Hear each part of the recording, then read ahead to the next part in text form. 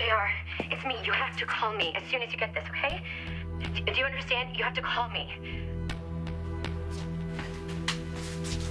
Hey, bud, what's going on? Annie needs to talk to you. You spoke to her? Yeah, she said it was really, really important. I'm fine. Oh, yeah, I could see that. There's just a crisis. Chandler, everything's really hitting the fan, and I can't seem to get in touch with JR. Really, what kind of crisis are we talking about? A big one, which is why it'd be nice if you'd call me back. God, what do I have to do to get his attention? Oh, I think you'll get his attention, all right. What? Just not the kind you want. What is going on? You're laughing the whole time back there. What's up? Well, it's stupid because it's too early to know anything. It's too early to know what? Well, you know how Jake and I told you we're trying for another one. You're pregnant? No, not officially, but it's too early to take a test. But I just have this feeling. Oh, well, sometimes your feelings are more accurate than those tests. Does Jake know? He's as excited as I am. Oh. What are we doing here? I just figured it would be easier without everybody around. That's what he used to say. That's who used to say? My brother. That's how he explained cutting me off from the rest of the world. He said it would be easier this way, it'd be safer, I didn't want things to be easier. I just wanted them to be normal. And they weren't normal because... I was sick. Because I had cancer. Hello? Mom, what do you mean you didn't want to hurt me? Why do you guys keep on looking at each other? What is going on? Colby, nothing. Yes, there is something going on. And why am I the only one that doesn't know about it?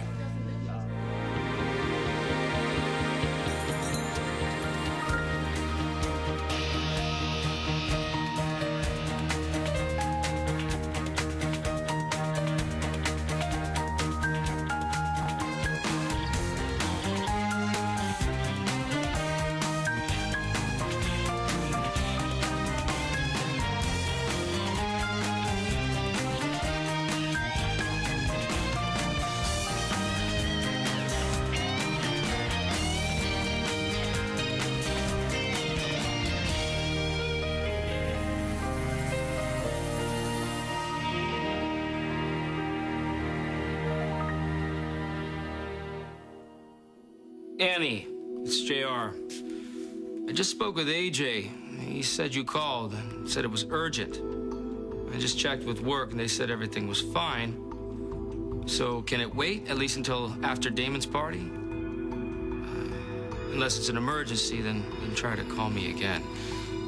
But please don't try to call my son. I promise I'll be in touch. Thank you for pointing out how horrible I look. What? That's not what I'm saying. Why are you even here? Hospital stuff. I got a job there. I'm delivering this to a board member that's staying here. Your turn. Oh, let me guess. This is where you and JR have your business meetings. What? No. No, I stay here sometimes to be close to work in case of an emergency. Right. Look, I know you don't owe me any favors, but if you could not mention to anyone that you saw me here looking upset, you and me, we're done. And you and JR, a disaster waiting to happen. Good luck. You two deserve each other.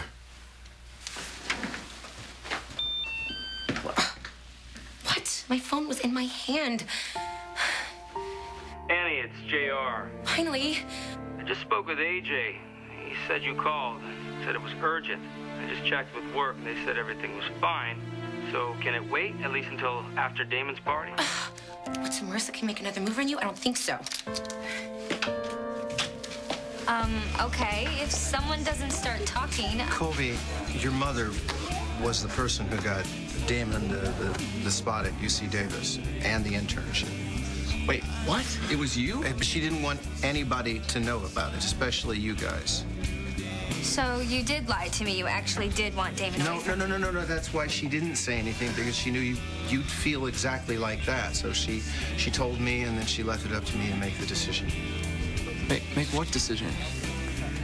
Whether or not to tell you. I mean, let's face it, California's a lot farther away than D.C. But you told me anyway. You work too hard to pass up an opportunity like this. Damon, can I talk to you for a second? Yeah.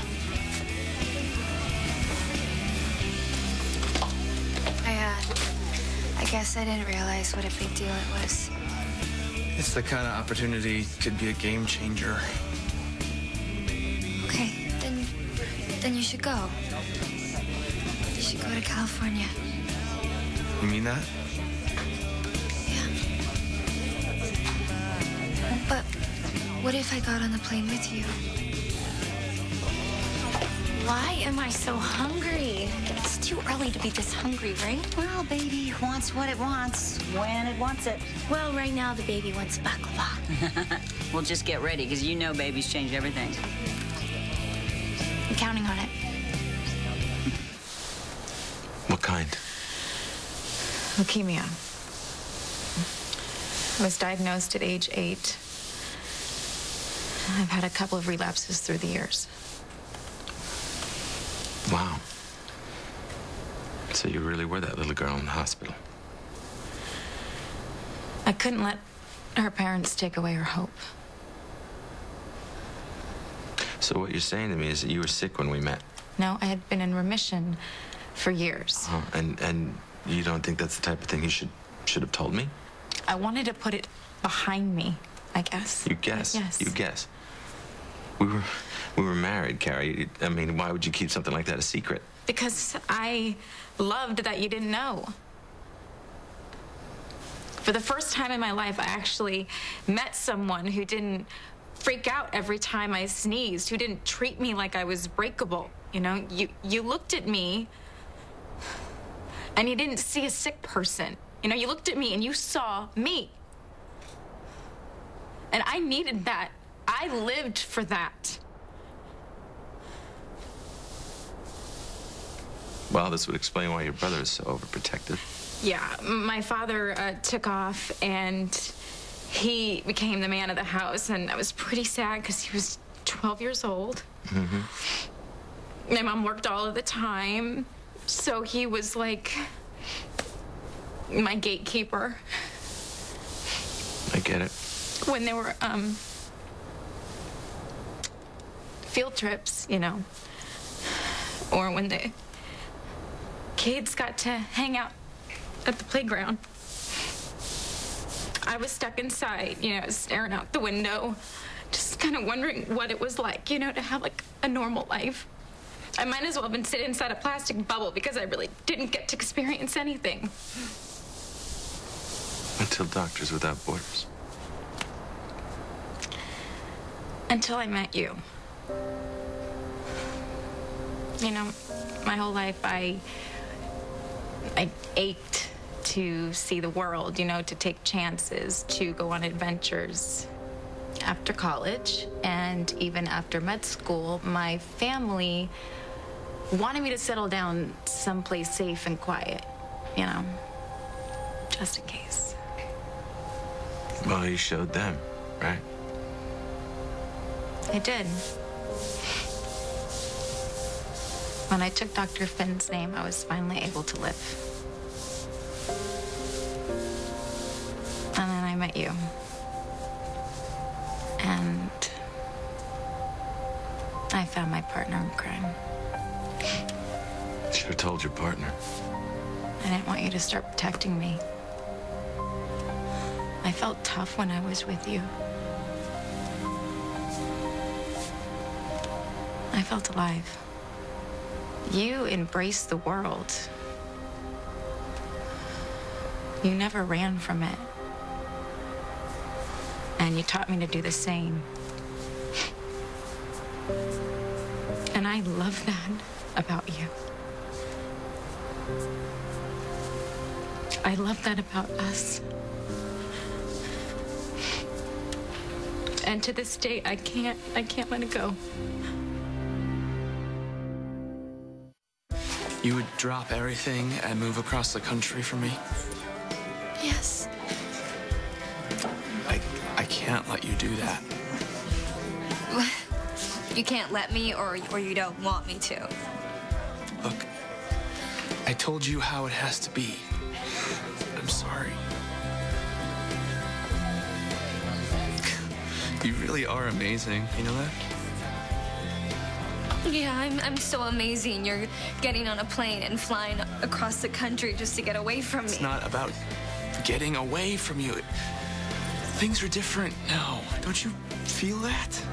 No, but that doesn't mean that we can't go back to the way it was.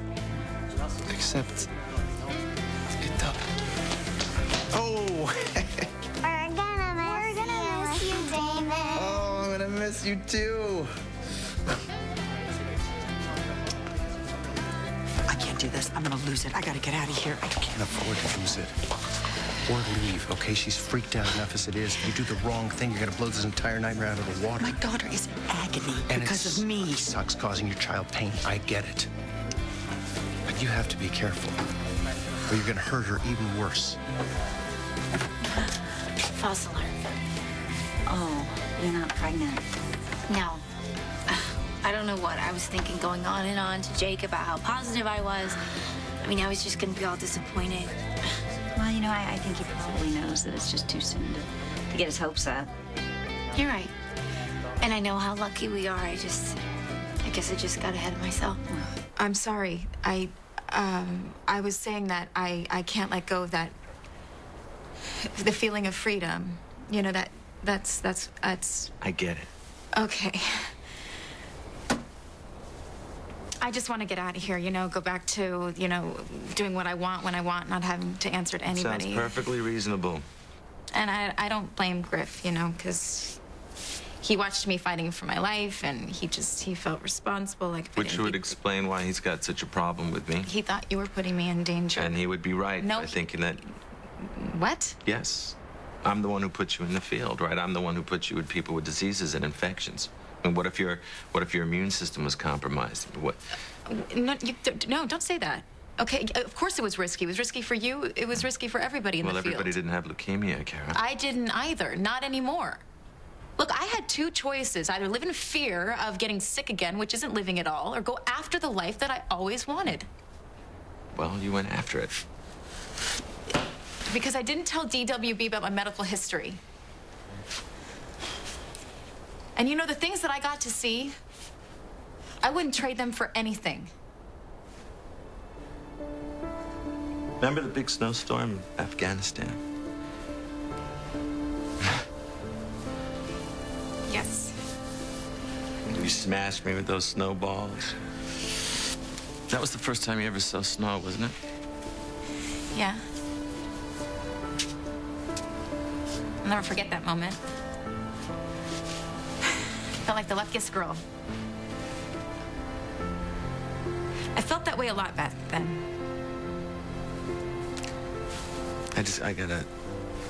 You say that, I gotta ask myself. She feels like she's the luckiest girl. You were the happiest times you ever had, the freest you ever were. If that's true, then why'd you leave it? Us. Why'd you leave it all behind? Well, either everyone and their mother was craving a hamburger, or I just crashed a private party. Oh, well, Damon's leaving town. It's a going away thing.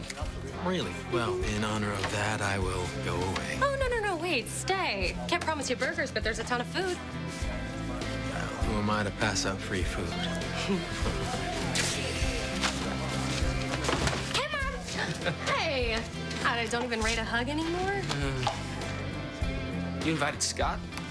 Oh, he showed up by accident. Didn't see any reason to kick him out. I don't see any reason for him to stay either.